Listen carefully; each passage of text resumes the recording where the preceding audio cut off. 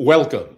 Welcome, everyone. It's Angelo Robles, and welcome to At Family Office. And for my members of my private community, SFO Continuity, a special welcome.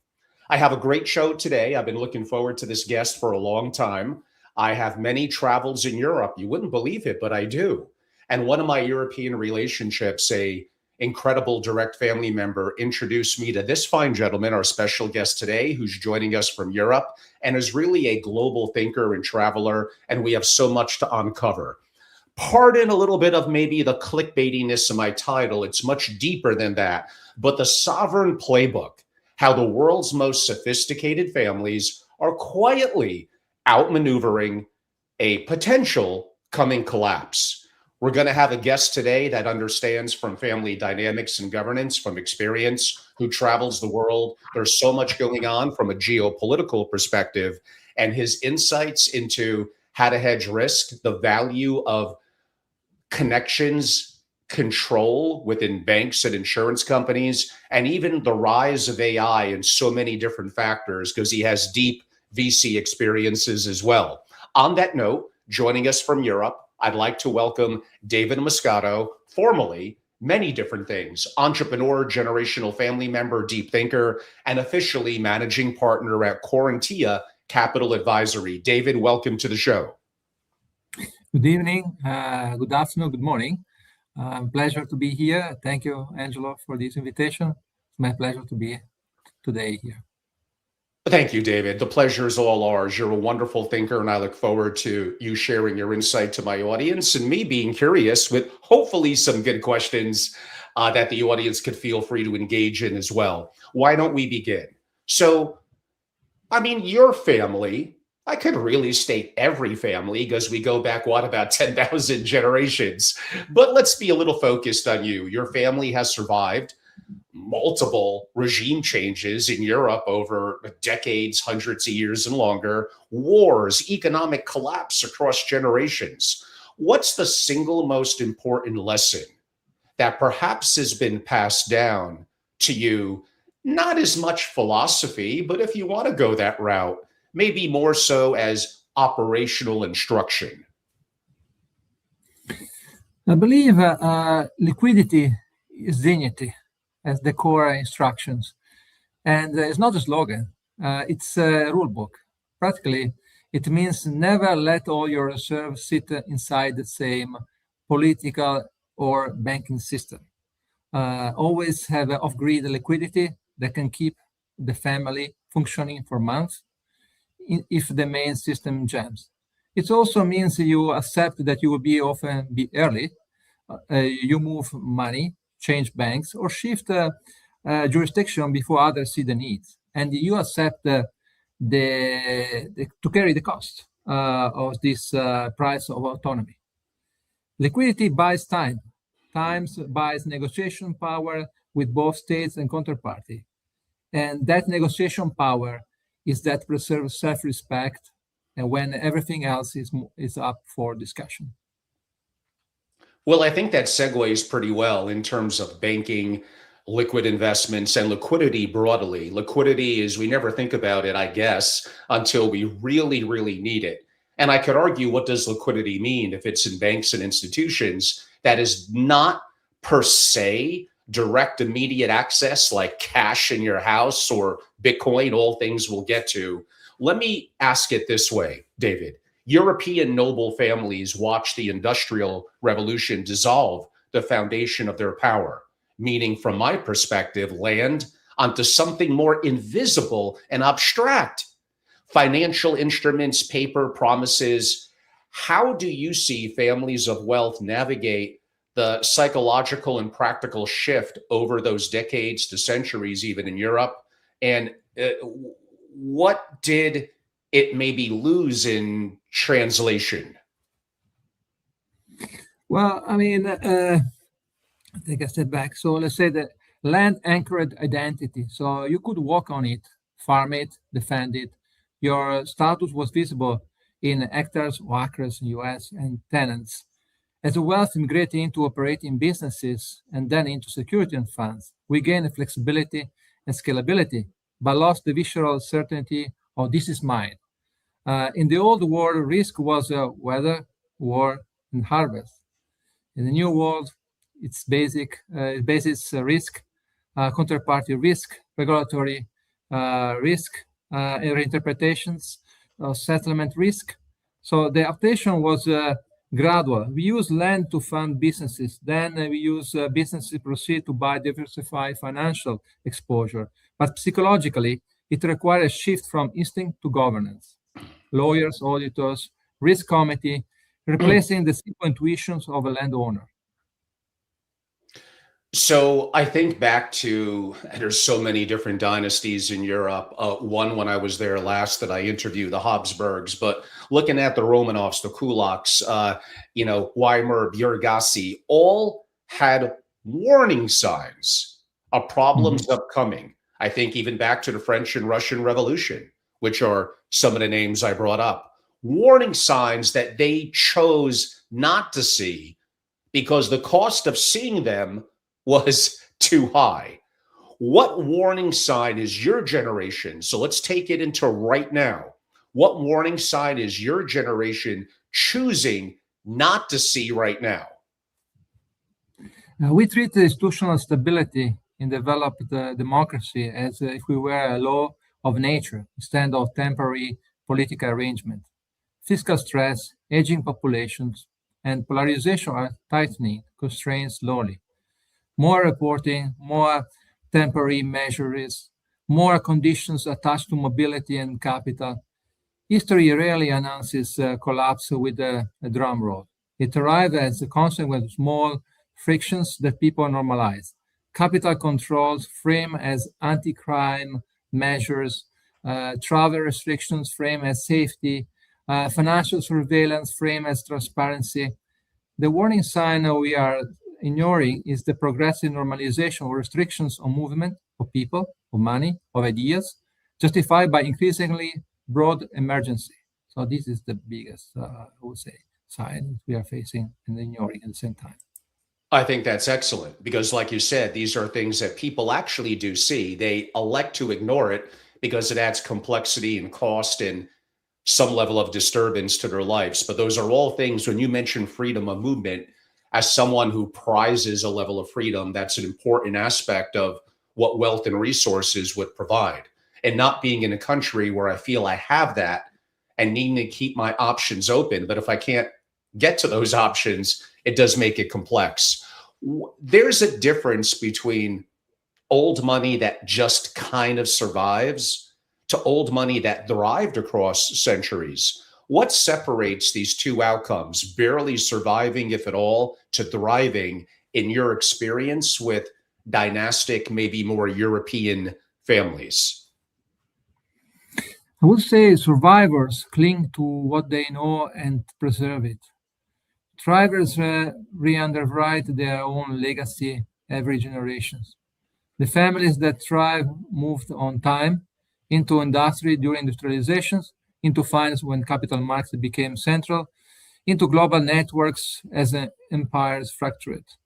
They were willing to sell ancestral land, to buy factories, to sell factories, to build banks, to trade local prestige for global relevance. Above all, they treated the family balance sheet as dynamic problem, not as museum exhibit.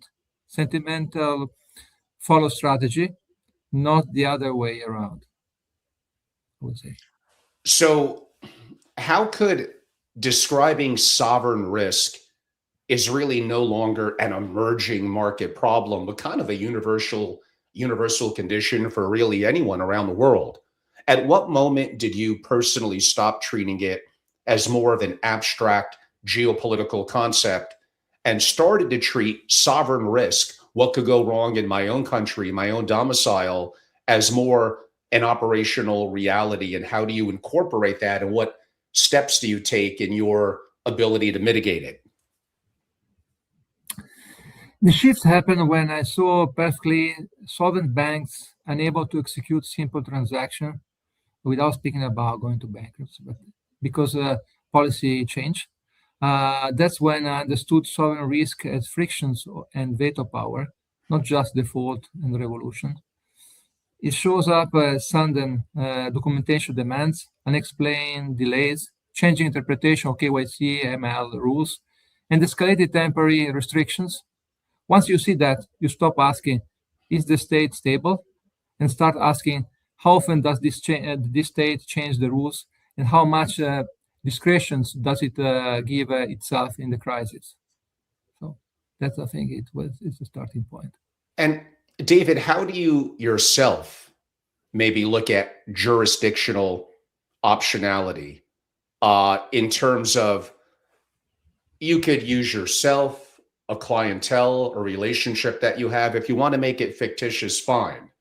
If you don't mind sharing, what do you look at when you look to have a domicile that you call your tax base and maybe optionality in other locations? If it's only multiple in Europe, then aren't you limited just to Europe? Do you look at other parts of the world as well? I think I look at, let's put it this way, I look at how the rule of law behaves under stress, not in the marketed brochures, or even speaking with the different lawyers that I know around the world.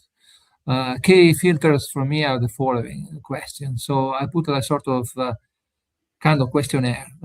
Does the judiciary have a track record of independence when the executive is under pressure? How did the jurisdictions treat foreign capital and minorities in past crises? And what is the debt trajectory and likely political response when fiscal math stop working? Another question that I ask is about how easy is it legally and practically to move capital out, not just in. Only after that do I look at the tax rate and lifestyle. Low tax with arbitrary power is a trap.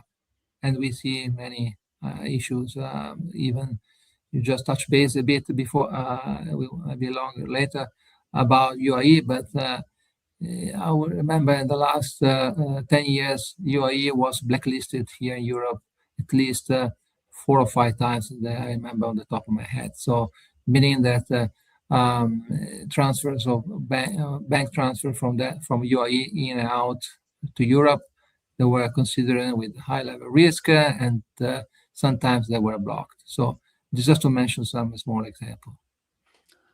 When I look and I travel around the world, and I've broadly been an advocate in your backyard of Switzerland, I think it has a history and a culture where privacy and discretion is a perfect no, and that's a problem in today's world.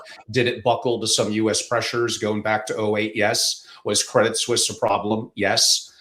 Does it report to the common reporting standard? So it does. So there is no one perfect destination, but I still look at it as something that to me is attractive. If you had to go a little quickly, Switzerland, Monaco, and then let's change the geography, Singapore, New Zealand, how do you compare and contrast? First of all, you touch Switzerland, which is very sensitive, and also one of competitors of us. Us means I'm based in Luxembourg, so in Grand Duchy of Luxembourg. So where we are the #1 fund sector in Europe, and second the world only to the United States. Funny things now, going back to Switzerland, I remember a job interview, I think it was in 2002 or something like that, with the Swiss oldest private bank. You might remember, it's called Wegelin & Co., founded in 1741. And I remember we didn't go ahead with the interview because they face an issue that then it becomes basically the collapse of this bank. And you might remember this bank because I think it was in the Federal Court of New York between 2002 and 2010. They declared that they hide more than 1.2 billion of American assets, so American citizens. So that's one example about historical bank, 1741, that disappear. And this was basically the what triggered FATCA. FATCA was triggered by this collapse about this Swiss bank that was hiding money from undeclared funds from US IRS. So just to say about, a bit story about Switzerland. Now, although we start on the negative side, but now going to the positive side. So Switzerland historically is the banking countries in terms of being perceived as solid, and although we see also collapse of big bank like Credit Suisse. And also, if I'm speaking about from the capital market point of view, it was very weird, the collapse of Credit Suisse, because of the protections, which if we look about most of the European regulatory framework in every country, there is higher protections for from bondholders rather than equity holders. I mean, vice versa. It was the highest protection for equity holders rather than bondholders, which is usually it's not the case. So that that most any kind of jurisdictions, equity holder are the one that pay for the default of the company, and the bondholder has some certain level of protections, at least from on the court in terms of procedure.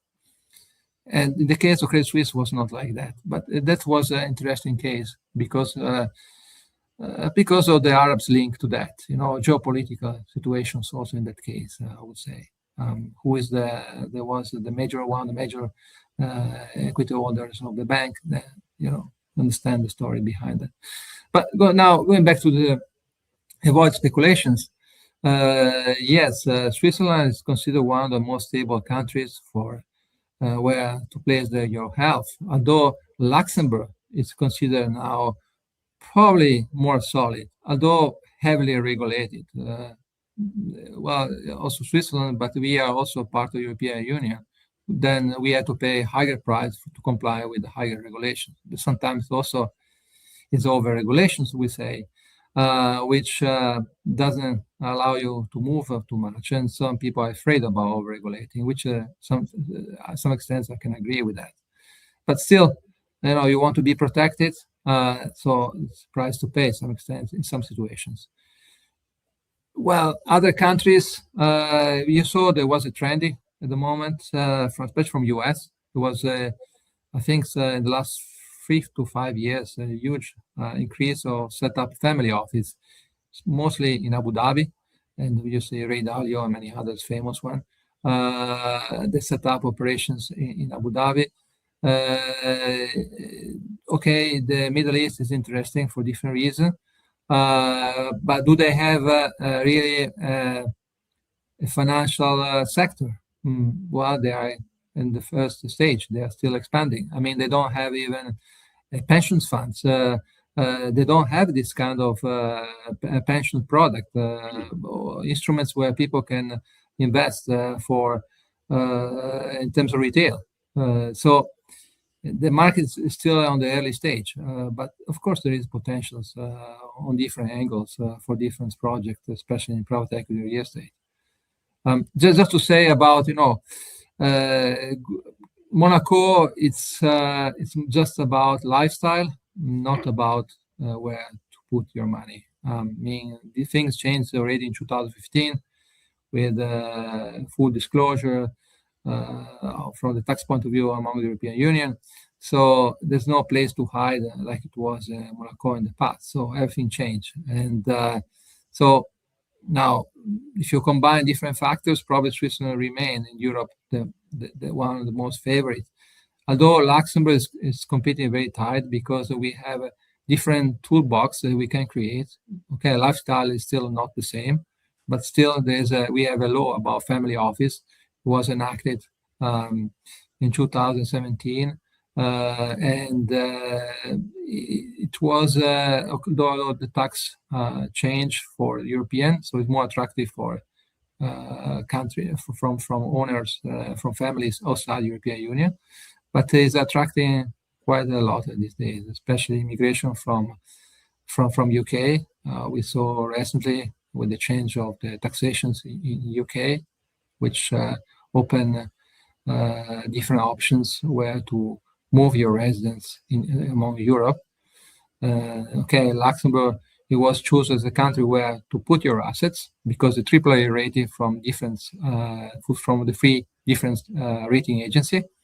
So it's probably the most safe place where to put the money.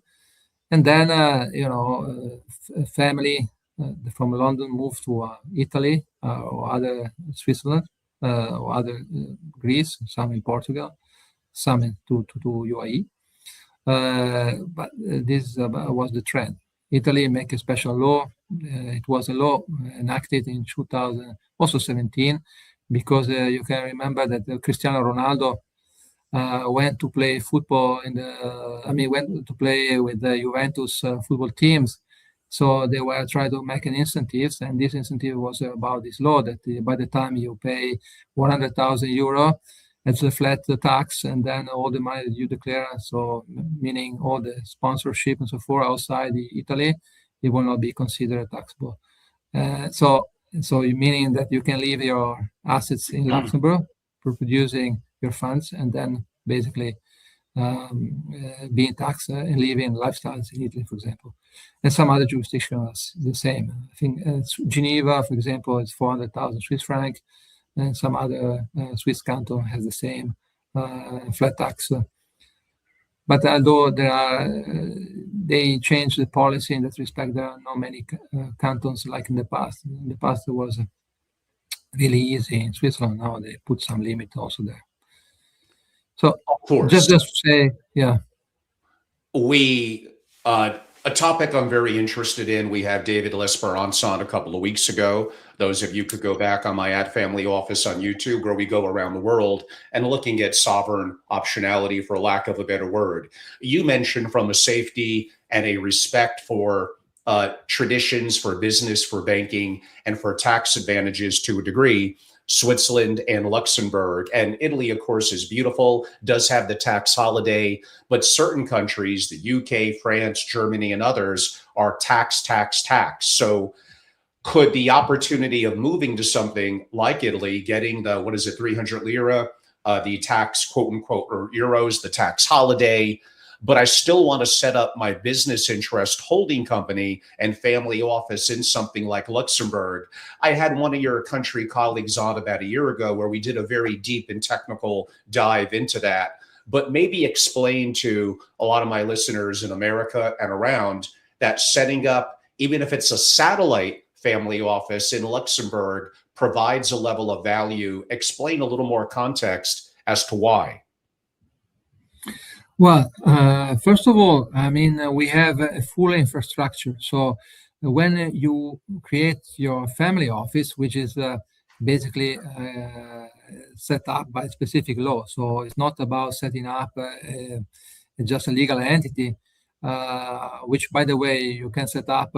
Also, suggest some families, they ask me to exit from their primary business, and for example, some entrepreneur in Italy that sell their business, really manufacturing business, and then they get this liquidity, and they don't want to park liquidity among Italian banks. And I would say I agree with that, and because my father lost quite good money with Banco Abruzzano in the past, so now the bank put the threshold about 100,000 euros protection, but when you have millions, it's not. In the past, even didn't exist that. But we saw the story about this chairman of Banco Abruzzano that was hanged, and the breach of Blackfriars in London in 1882, I think it was. Anyway, it was a story for my family because they lost money with banks, and we see banks collapse. But going back to the Luxembourg, there is really an infrastructure base here because the banks are very solid. But even that, because there was also here an issue about banking during the financial crisis. Actually, Luxembourg, by the time, it was a place where people come to buy banks. By the time, we're going to get to that. Trust me. But going back to the question, there is a full infrastructure available from the legal point of view. And from the tax point of view, for example, the family office here have call it lump sum amount of tax, which basically is 0.25%. So there's a tax incentive on one side, and on the other side is robust. So you are not in offshore jurisdictions like I don't know, BVI or some other Aruba or Turks and Caicos or whatsoever. Even Cayman, to some extent, is sometimes put in the gray list and black list and white list, and even there's high scrutiny from the banking from transaction through Cayman funds as well. So we have a variety of toolbox. So how we can manage wealth and with different kind of assets. You want to invest in security, we have the dedicated structure, especially the family office benefit from this low taxation if you invest in security. Outside that, we have different type of setup alternative funds, which give you basically the toolbox, and you can segregate even inside the funds different type of investments. Or you can have also friends and family that would invest only in a specific asset class. You can segregate these into a specific compartment. So sort of compartmentalization of the funds. So this is something that is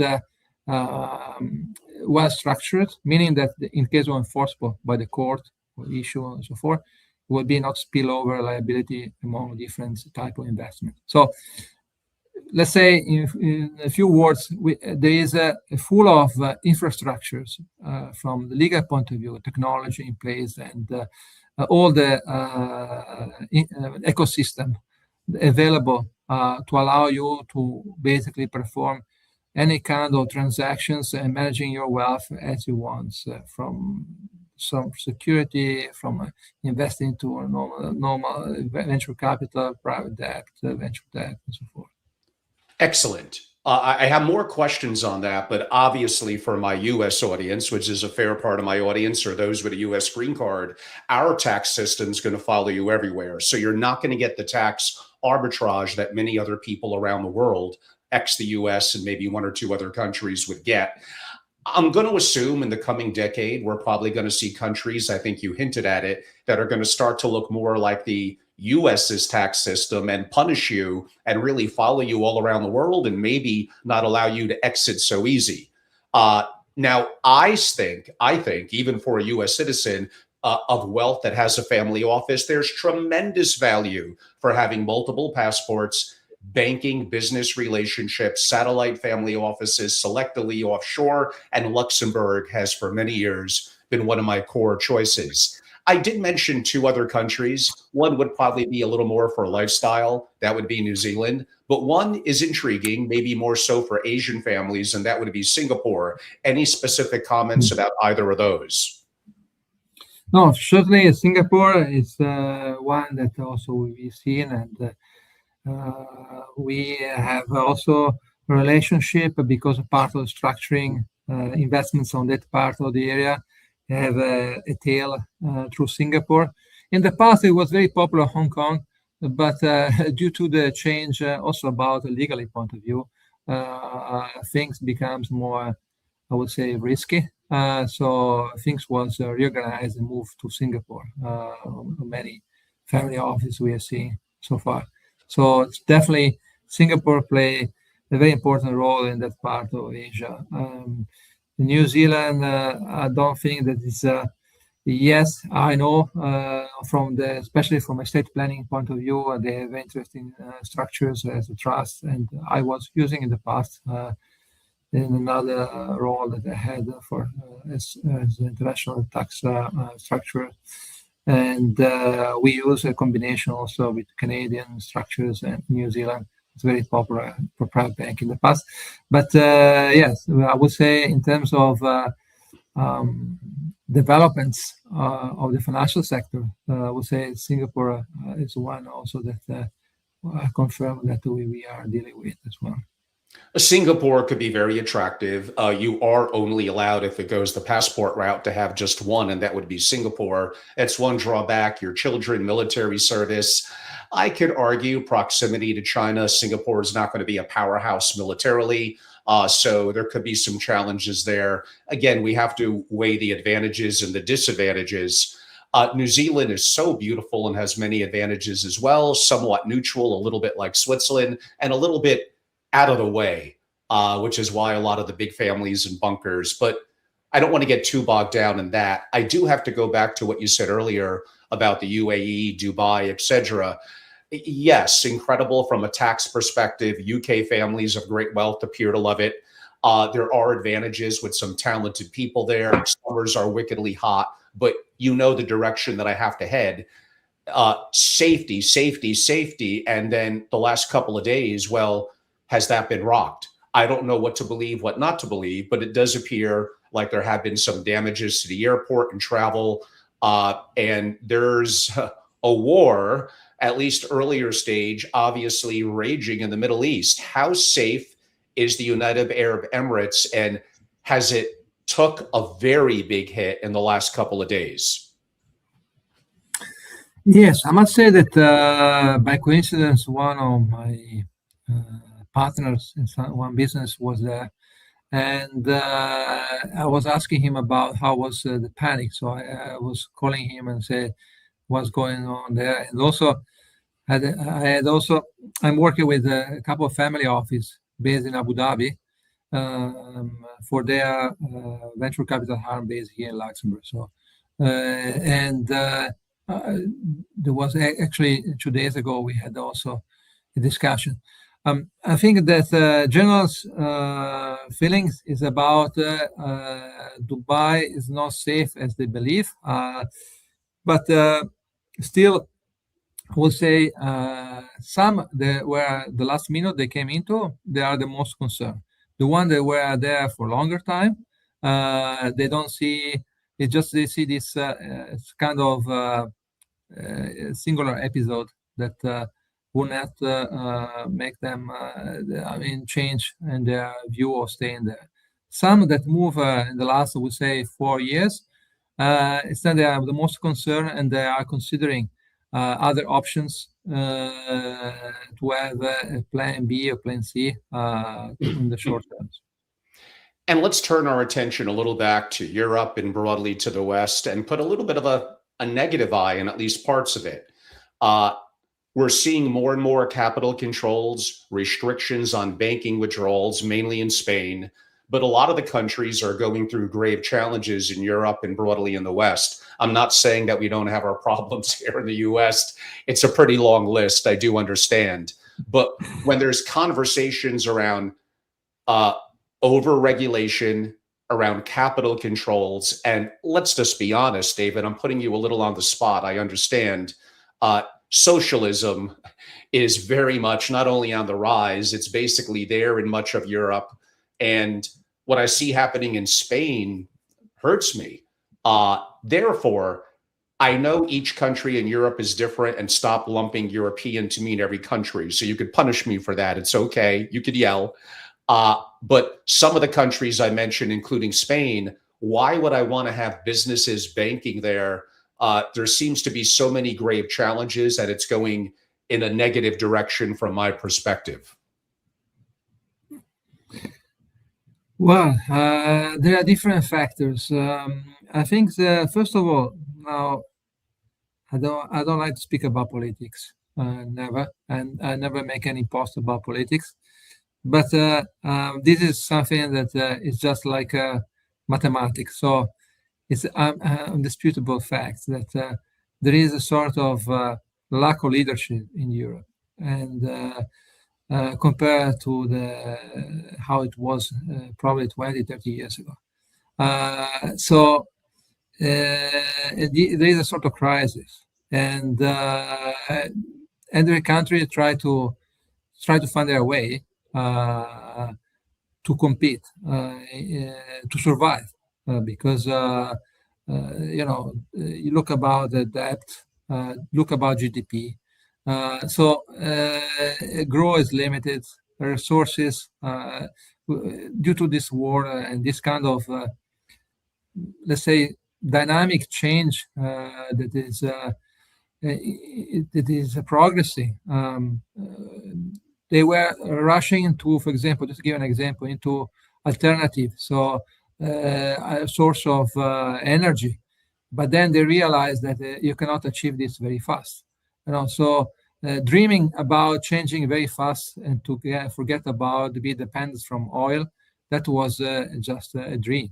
And even a manufacturing company about mobile sectors, they realized and they shut down declarations. They said we would only move into electric, and they said now electric. There is a lot of cars storage in the logistics side that are unsold because incentive is not there anymore. So, and even before that, we have an example. Myself, when I was, for example, working the whole time in Deutsche Bank, we see some transactions about bond issuance that were for financing renewable energy, like windmill, like photovoltaic energy. This kind of financing was successful only because the German government, by the time Merkel, was providing subsidies for this type of energy.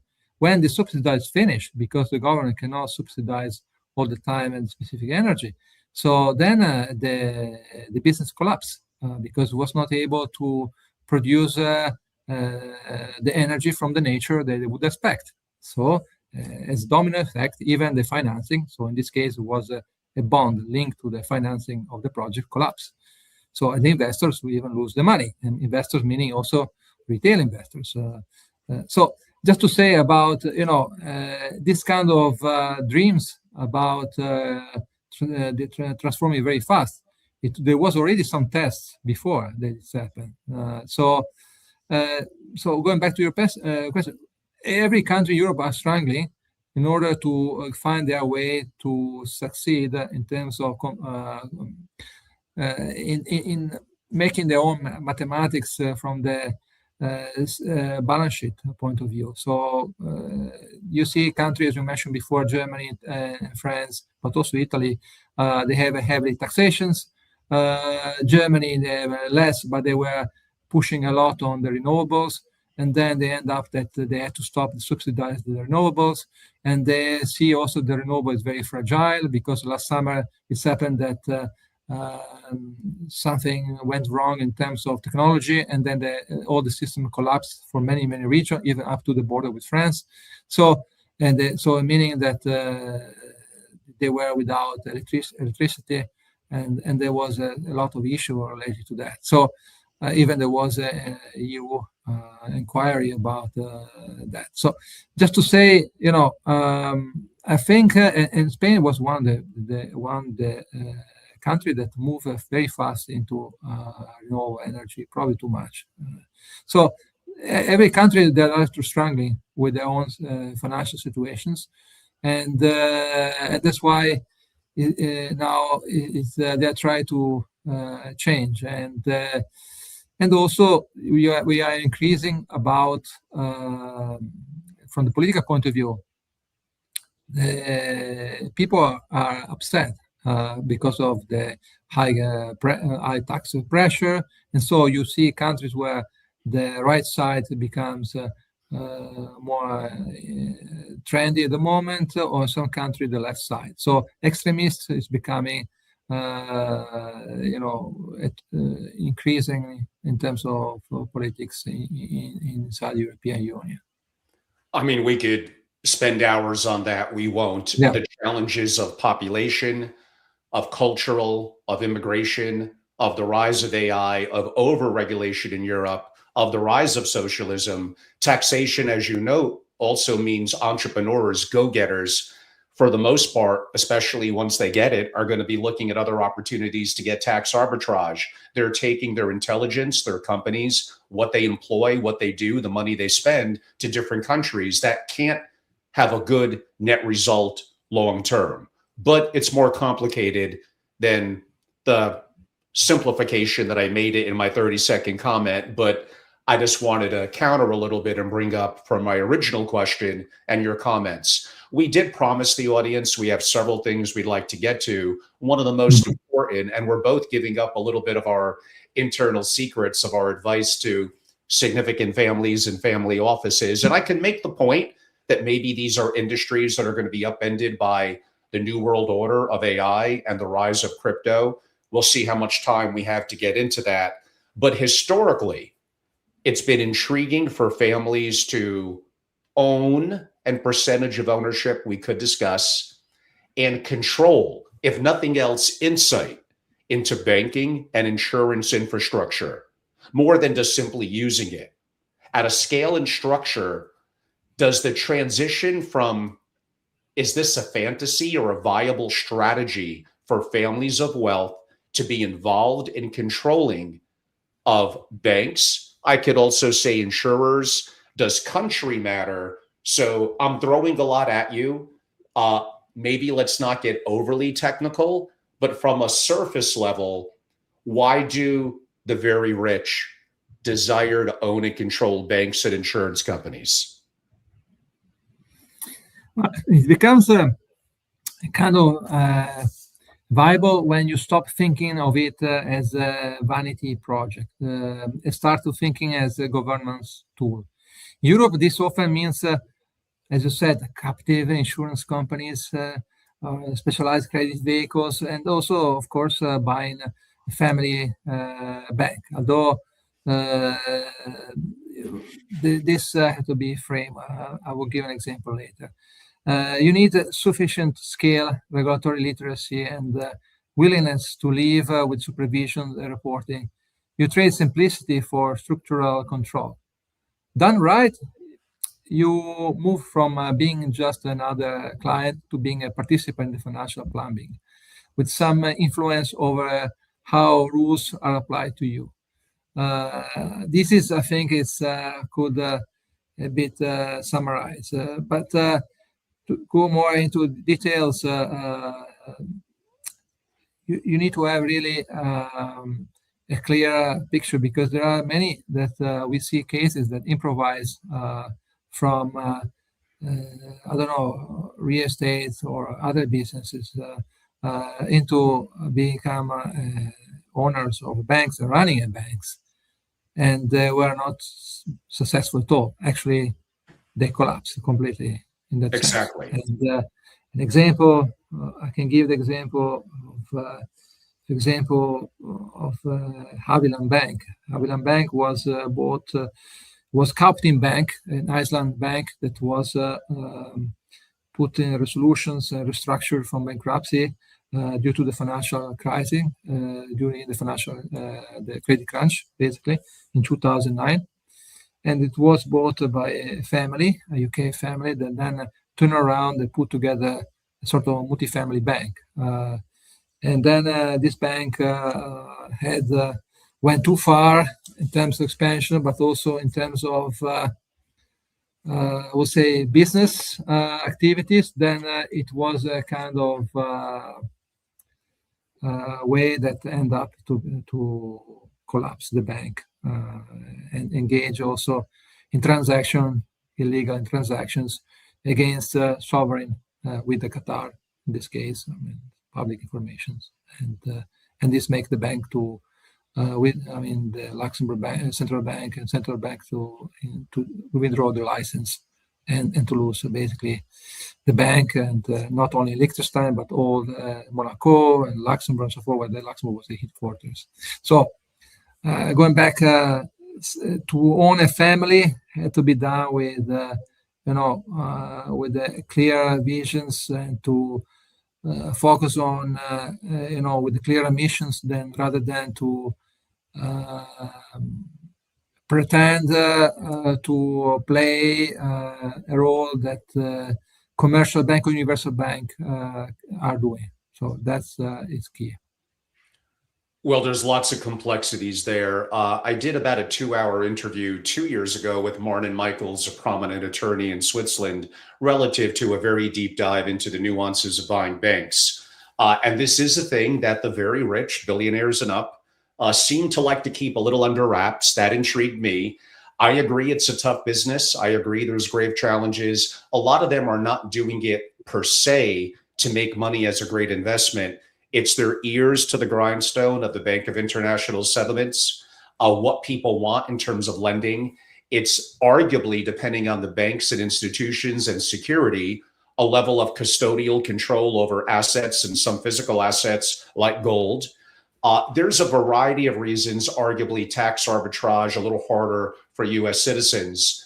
But also, like you said, it's no guarantee it's going to be successful. Surprisingly, there's lots of banks for sale. When I last checked in Switzerland, maybe it was 27. A lot of them are small. A lot of them are antiquated. I'd like for you to get to that in a second. And they're going to need also recapitalization, meaning not just the 20, 30, $40 million to buy a tiny bank. You got to get approved. You got to have local people and resources. You got to recapitalize. You got to probably rebuild up the internal infrastructure. This may very well be an investment of USD, $100 million or more.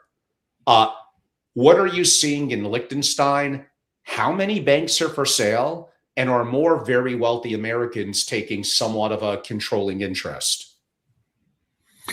Yeah, actually, what you say is totally correct. And I was discussing basically last week with a family that want to take over one of these banks for exactly what you mentioned, around roughly between 25, 30 millions. But then, of course, you need to recapitalize the bank. We had the same example, exactly about 120. And they are basically making a sort of capital raising now with different families to be part of this through a sort of foundations. By the way, with Dubai and the picture, just to complete the picture. But it was an interesting case. That's why I want to mention. Yes, there are this old style bank which are struggling for survival. In terms of competition, is very tight in terms of the role, old models about managing a portfolio manager, wealth management. And to be competitive, you need to invest money into infrastructure, meaning IT platforms, and to offer innovative products, and even the digitalizations of the platform. Because, for example, there is an increasing demand, and Luxembourg is one of the, again, jurisdiction that set him one of the most interesting one in terms of creating a lot of legal framework for digital assets and in terms of blockchain and crypto. Although I remember 2018 and 2019, I was asking, a client asking me about in Luxembourg and say, no, we cannot even create a fund that they would invest into crypto because it's not a welcome jurisdiction. Then, of course, government change and also complete everything changed. Now we have all the biggest player platform here related to the custody of digital assets. So all the models of the bank doesn't have this. And what is in the process is a sort of revamping or basically repositioning of old banks into a tech bank, so a small tech bank. So that is the key because living with a basis point of your trade and of security or allocation of portfolio is become tough and too much competitions. And if the bank doesn't have a sort of volume of asset under management, the cost will not be. Some of them are just break even, some are even loss making. So just to mention, and if the one they are profitable, the margin is very. It's not significant. So. As in terms of business, so that's why, as you mentioned, there is several banks for sale in Liechtenstein, but Liechtenstein is not many because it's a small country.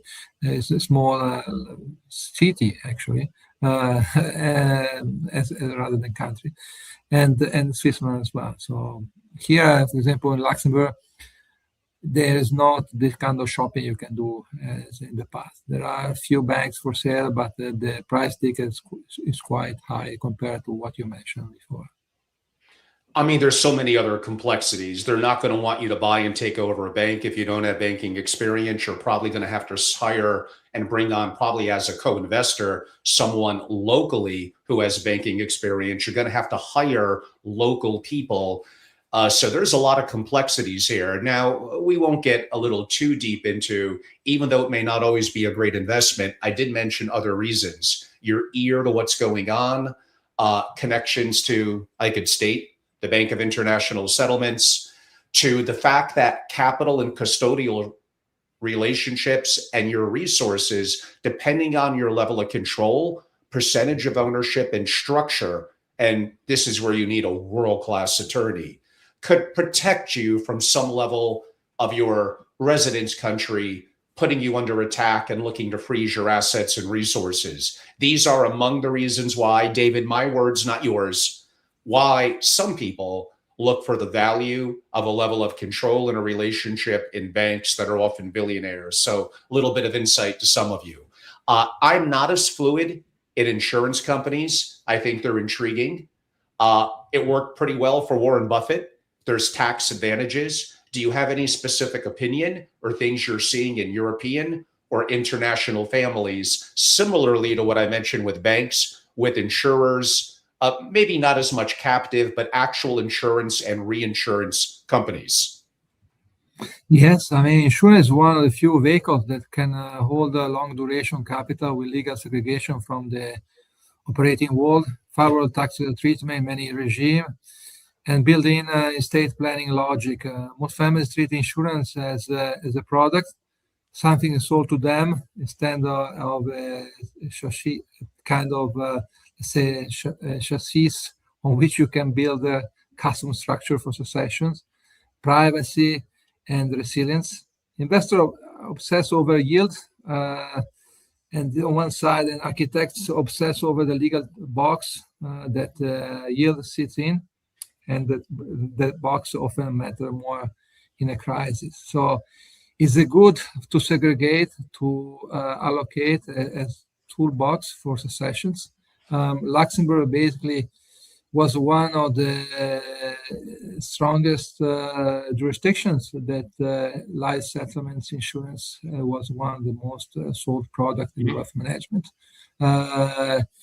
And especially also with some when you also for marriage principle for some very wealthy family also, but preservation from some framework that work well in some jurisdictions. So to be careful to marry in Italy, some other jurisdictions, but Berlusconi is an example, but there are many others. In order to avoid to pay a very high breakup.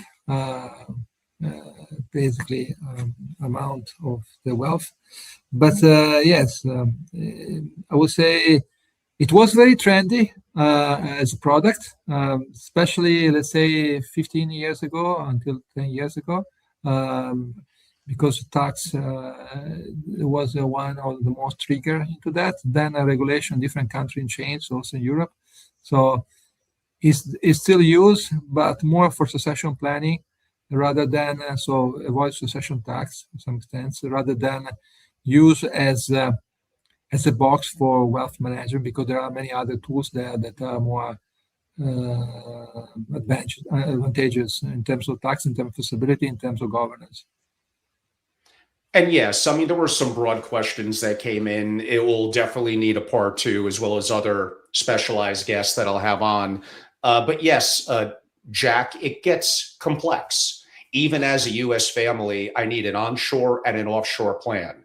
I need to set up likely some dynastic trust. I look at South Dakota. Even coming in internationally, I'll look at certain structures, South Dakota, maybe Alaska, Nevada. I would definitely set up a private trust company. I would have offshore strategies. I would have various foundations, LLCs and corporations in various locations. I could argue Nevis, Cook Islands. Luxembourg is going to be very intriguing to me from a secondary, tertiary, single family office perspective, and access to certain investments that maybe strictly as a U.S. entity I would not be able to get.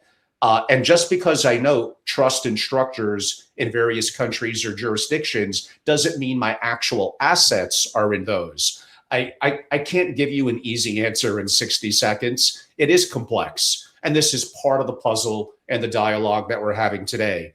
A little bit maybe easier, David. 2008 proved, and you mentioned the word liquidity, that in a liquidity crisis, near all correlations kind of go to one. How do you look in today's world? And again, things are changing rapidly, at genuinely on correlation in a portfolio, given your global experience, your experience in various asset classes. Is it only gold? Is it Bitcoin? Is it owning commodities? What are you doing to hedge certain risk relative and having on correlations in your portfolio? But I think that is extremely important, and holding a modest allocation of physical precious metals under your control in jurisdictions you trust is not a prediction of collapse, but is an insurance against systemic interruptions. You are not betting that the world ends. You are acknowledging that wires can be blocked, markets can shut, and the legal dispute can drag on. In such moments, a small pool of universally recognized value that is not a claim on anyone else's balance sheet can reduce panic and buy you time. The paranoia is not in holding it, but the paranoia is in assuming that the highly intermediated, highly digital system will always function smoothly. So, if you treat instead Bitcoin as ideology or speculation, you create a drama. If you treat it as one tool for confiscation's resistance, you can design calmly. That means professional cold storage, multi-signature scheme where no single person can unilaterally move funds, and carefully design inheritance protocols so that the keys are neither lost nor easily abused. Governance is everything. You need policies for who can sign, under what circumstances, how disputes are resolved, and how changes are authorized. Without that, Bitcoin becomes less an edge against state risk and more a source of intra-family risk. So this is a bit, in a nutshell, what I'm seeing. Good points. We'll maybe do a little deeper dives in the time we have into certain aspects of that and other things we need to cover. Many of you noted that Ray Dalio, I did see it, was on an element of the All In podcast with David Friedberg. I thought David could have done a better job of pushing back on Ray. Ray did make some good points, and he was wrong on a fair amount of it. I am going to have some at my Palm Beach program. We're going to cover that, but I'm going to have some special guests on in the next month relative discussing. I haven't done as much on Bitcoin and crypto lately, and I got like the coolest guest ever on Web3 coming up next week. I believe it's Thursday at 11 o'clock. So stay tuned. I used to be really deep in that. I haven't covered it as much relatively recently, but that's going to change beginning next week and things to come. So back a little bit to direct ownership of things like gold and silver and commodities. Gold is relatively straightforward. We could argue in or out of the banking system, but certain other commodities like copper and others, like how much could I physically hold? Where am I going to hold it? And does that become a risk, either of the government simply taking it or being an attack vector? So when it comes to physical resources, mainly debatably precious metals, how do you see wealthy families diversifying their risk of direct physical own or holding it? It kind of becomes a bearer asset. Whoever grabs it and takes it, it's kind of theirs. Well, it's, I mean, as I said, it's good to allocate, to have an allocations, but to struggling with, going to different kind of asset classes physically. I mean, if you stay with gold, it's one thing, but then if you move to other class, I think it becomes a nightmare for the processing and managing. Then we can argue about also the trading and the circumstances. I think it doesn't make any sense because there would be more involved cost to handle rather than really it's a sort of protection that they are looking at solutions. Yeah, I mean, a lot of families are going to have financial instruments that are like, I got a piece of paper that says I have a stake in something, but do I really have the underlying commodity? And do I know what might be what rehypothecation? I always mispronounce that. Like, if you want to be a serious family globally on these issues, you do need to think them through. You need to have physical ownership. It needs to be diverse. And yes, it does complicate your life and things could go wrong. Uh, how about things that you see from around the world of families of wealth owning what I would call productive land, water rights, farmland, forestry, energy production, kind of substrates of civilization? And maybe we'll stick a little bit to Europe specifically. How are you seeing wealthy families going about owning and controlling what I described in terms of those assets? Well, in Europe, you rarely just buy land outright at scale without entangling yourself in layers of history, regulations, and politics. You typically assess these assets via partnerships with existing operators, long-term leases, or structured vehicles that respect local legal norms and the community interest on the other side. You need fluency in, for example, in agricultural policy, environmental rules, and sometimes local patronage networks. This also helps a lot. In some cases, I've seen. Otherwise, you may own something on paper that is effectively unusable because, yes, they told you that you can do that, but then at the end, you can't do it. So the goal is exposure to subtraded like food, water, timber, energy, without walking into unwinnable political or regulatory fight.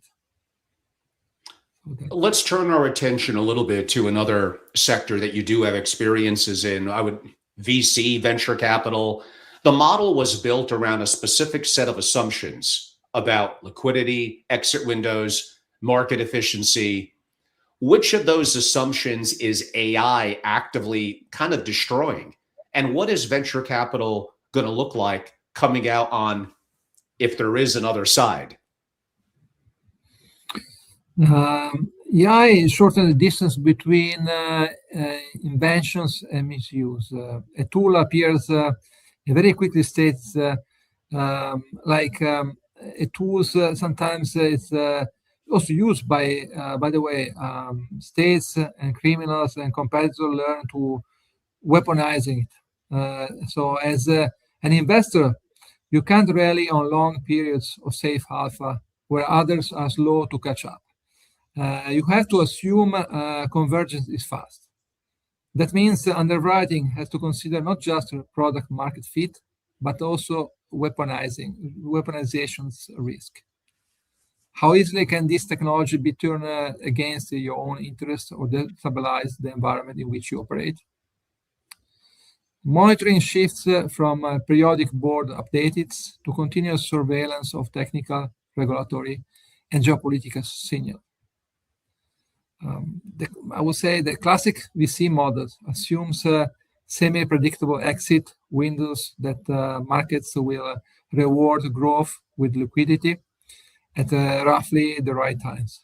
AI operates in a world where macro and regulatory shocks can freeze IPOs, where incumbent can copy futures rapidly. So the assumptions that the time naturally works in your favor, if you just wait for the next cycle, it's breaking. Liquidity windows are less reliable, and exit timing becomes more path dependent and political. VC and the other side of this will need to be more opportunistic on liquidity and less dogmatic about the 10 years fund or the G curve than harvest narrative. Most family offices are approaching AI as an investment theme, but others seem to look at it's approaching as an operational threat. What I mean by that, does AI-enabled sovereign risk look like financial surveillance, central bank digital currency control, automated enforcement, and how far along is all that? Yeah, it gives states the ability to monitor fiscal behavior in near real time, especially when combined with digital payments and experimentations around CBDC. By the way, I was today in a digital forums here in Luxembourg organized by the Luxembourg Financial Associations. And there is more than rumors that the European Central Bank will come out with a digital currency probably by the end of the year or the beginning of next year. Compliance enforcement becomes programmable. Rules can change overnight. An automated system can flag, freeze, or slow transactions without human intervention. The efficiency of the state apparatus increase, which is good for fighting crime, but also means that capital demand not compliance can be constrained faster and more precisely. This doesn't mean inevitably dystopia, but it does mean that relying on obscurity or complexity as a shield is increasingly naive. So the two sides of the metals. David, I believe you have said, pardon me if I'm wrong, it still is a good question, that capital is mobile, but connections are not. That families who survive civilizational transitions are those with relationships across geographies, industries, and power structures. In other words, the importance of a network, a global network, communication, connectivity, beyond simply, I could argue, money and liquidity. Control and power and connections are a form of wealth as well. How do you think this will evolve moving forward? Relationship. Cultivating a relation across border industry and generations, which operators, policymakers, and thinkers, and others are obvious transactional benefit. You invest time in being useful to them and sharing information, co-investing prudently, hosting and connecting others. When a crisis comes, it is the pre-existing web of trust that moves resources, not the Rolodex you build in the middle of the fire. So I think the shift happens when, for example, in my view, it's about where I see opportunity thanks to the network that I build, and this is having intangible value more than can be factors in the wealth as well, I would say. Interesting. And maybe wrapping it up and beginning to, we spoke earlier and we began that sovereign risk, things go wrong. What worked today may not work tomorrow, and understanding the history of families that have lasted often centuries, which in your backyard, there are some. And how would you conclude in a world that is moving very rapidly, where, again, we mentioned AI, increasing surveillance, more and more countries with nuclear power, wars, threat. There were always wars. They were always bloody and violent. Just they could become far more dangerous now with the weaponry and resources that we have at our fingertips. How do I maintain residency and citizenship? And if you had to pick, it's not an easy question, and it may get you in trouble with countries you don't pick. If you maybe had to pick 3 countries that a family of wealth should have residency, debatably citizenship, banking, and relationships, what countries would they be? I don't want to, promoting my jurisdiction, but certainly I would say Luxembourg is the most safe country in Europe where you can put your money in terms of banking. In terms of country risk, stability. So Probably EU membership. I mean, passport is useful for sure. Then one way to escape also Middle East, although we see these days that I know it can be troublesome sometimes, but if you are keen to pay for that, and probably then the debate is from us European maybe looking to US, and from US maybe looking to Asia. That's another way to think about. I think also some people, when there was some, who say, wrong, let's say, some people were too much afraid about potential nuclear war exposure, and some people were considering to buy real estate property pretty far from where the big centers of explosion would be. So some people were reasoning also in that way. And by the way, in Switzerland, there was a sales of special bunkers inside some mountains on the rocks, where they built this kind of sort of facility, quite expensive. We're talking about minimum price was 50-60 million euro, Swiss franc, for this kind of assets, build nuclear protection score, something like that. There was also this kind of trend. Some people were thinking about measure about the impact about the nuclear, and look about, for example, Uruguay, like Punta del Este, be a nice place and safe to have to fly over with private jet when the time get worse, and before the time gets worse. But you never know when it's just speculations that some I heard from some families, maybe also jokes, provocation to some extent, because when this kind of issue, like we saw last week, where people never expected Dubai would be on the radar to get the bomb. First of all, it's a Arabic country. Secondly, it's quietly in place and so forth. And and there was bombing coming to a Fairmont hotel. So you cannot predict the future to some extent, but you just need to read the sign, as we said before. And in the comments, Charles Finney, you're always so bright and so intelligent. Maybe more comments than questions, but I do appreciate you and learn from you. All good. Thank you.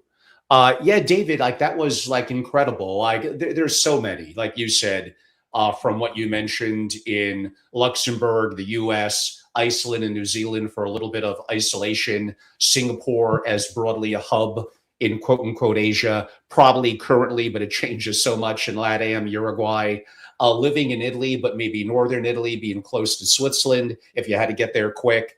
There is no one perfect answer. Also, we don't know what the next 20, 30 years are going to hold, let alone here on Earth, but in space, on the moon, in Mars. So that is absolutely, not to get too Star Trekian on you, the next frontier. I could also make the point on AI and consciousness and singularity and simulations. Like these are, man, if we could live 10 more years, what interesting times, assuming we even make it, might be ahead of us in my work on the future of the family office and what that may look like and the purpose of family. I have thoughts one day and I wake up and they feel differently the next. I have always more questions than answers. David, I really appreciate you. For those that would like to learn more about you, follow you, or reach out, how could they become more familiar with your work? Well, they can contact me on LinkedIn, but of course, my email is david@quarantia.lu. So for any questions, feel free to reach me, and we'll be more than glad. Excellent. And everyone, that's David Moscato, Moscato. I was so happy to be introduced to David. I believe he's on LinkedIn and some of the platforms. Again, have an opportunity to do your diligence, reach out and learn more. But thinking about things from a perspective in Europe, but then having a global perspective, it's always good. You never have enough smart people. And again, agree that Luxembourg is a very intriguing destination that maybe the next time we could solely focus on that, like I did a year ago. and do a very, very deep dive.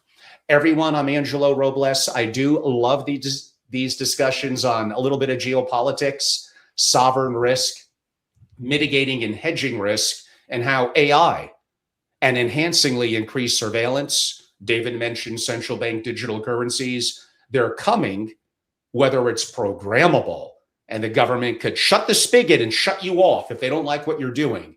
Hopefully that's what we're going to be fighting for with our personal liberties and freedoms here in the US, but I'm just one person. We shall see how that shall play out. Family offices, be very aware of these issues. They're very important. Follow me across social medias, mainly at Family Office on YouTube, very active on LinkedIn, and go to angelorobles.com and learn more, including for those that would love to be a member and value our proprietary content and programming, including upcoming in a week and a half, beginning the week of March 16th, my 4 days in Palm Beach with plenty of our members and incredible thought leaders, including on some of the subjects that we covered today and multiple families joining us from Europe. I appreciate all of you. Thank you all so much. And David, again, thanks for being a great guest. I appreciate your time. Thank you. Thank you. It was my pleasure. Thank you.